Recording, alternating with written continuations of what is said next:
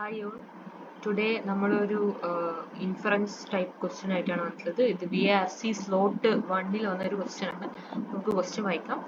Cartographers design and create maps to communicate information about phenomena located somewhere on our planet. Okay. ഓരോ sentence വായിക്കുമ്പോഴും അതിന്റെ short ആയിട്ടുള്ള summary മനസ്സിൽ വിചാരിക്കും. Okay. So here it says cartographers create maps. Okay. That's what we need. In the past, cartographers did not worry too much about who was going to read their maps. Although some simple usability research was done, like comparing whether circle or bar symbols work best, cartographers knew how to make maps. Okay, so before they were creating they were focused only on symbol usability, like comparing circle war symbols and all. Simple usability മാത്രമേ focus ചെയ്തിട്ടുള്ളൂ. Okay, this has changed now. However, due to all kinds of societal and technological developments, okay, so it says that societal technological developments കാരണം ഈ ഒരു കാര്യം change ചെയ്തിട്ടുണ്ട്. Today, map readers are more demanding, mostly because of the tools they use to read maps. So nowadays, as due to these technological developments, these map readers are more demanding. So, okay, and cartographers who are also influenced by these trends are now more interested in seeing if their products are efficient, effective, and appreciated.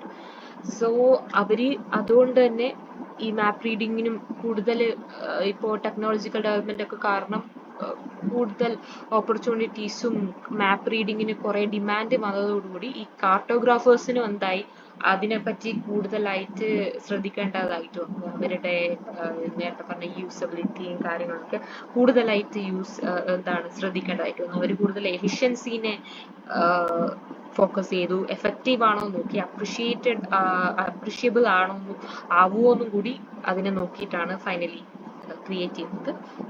Okay, ഇതാണ് ഈ ഒരു പാരഗ്രാഫിന്റെ essence എന്ന് പറയുന്നത്. So നമുക്ക് options വായിച്ചാൽ new technological developments have prompted cartographers to experiment with their maps by applying these new innovations. Okay, so നമ്മുടെ key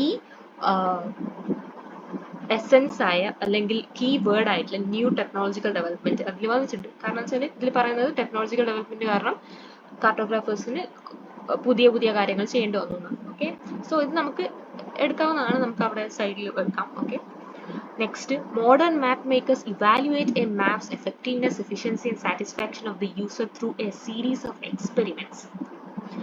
Okay, modern map makers evaluate maps effectiveness, efficiency അതൊക്കെ പാരഗ്രാഫിൽ കൊടുത്തിട്ടുണ്ട്. effectiveness, efficiency ഒക്കെ കൊടുത്തിട്ടുണ്ട്, satisfaction ഒക്കെ കൊടുത്തിട്ടുണ്ട്. But user through A series of experiments അങ്ങനെ ഒരു കാര്യം നമുക്ക് ഈ ഒരു പാരഗ്രാഫിൽ കാണുന്നില്ല. നമുക്ക് അതുകൊണ്ട് ഇതിനെ നമുക്ക് എന്ത് ചെയ്യാം, ഡിസ്കാർഡ് ചെയ്യാം. Now next, C option. Today, cartographers also need to look into the usability of maps because of the new technological developments. Okay. So it says from the paragraph itself, ഞാൻ പറഞ്ഞിരുന്നത് എന്താണ്, ഇവര് ആദ്യം സിമ്പിൾ യൂസബിലിറ്റി ആയിരുന്നു ചെയ്തത്. പിന്നീട് ഈ ഒരു ട്രെൻഡ് കാരണം കൂടുതൽ അതിലേക്ക് ഫോക്കസ് ചെയ്യേണ്ടി വന്നിട്ടുള്ളത്. സോ അത് തന്നെയാണ് ഈ ഒരു പാരഗ്രാഫ് ഉദ്ദേശിക്കുന്നത്. Option C എന്താണ്, cartographers now need to look into usability of maps because of what, the new technological developments. So നമുക്ക് ഈ ഒരു ഓപ്ഷൻ എടുക്കാവുന്നതാണ്. Okay. Now next, why D is not the option. Let's see D നമുക്കൊന്ന് analyze ചെയ്ത് നോക്കാം. Maps are being used for a variety of reasons and therefore map readers have become more demanding.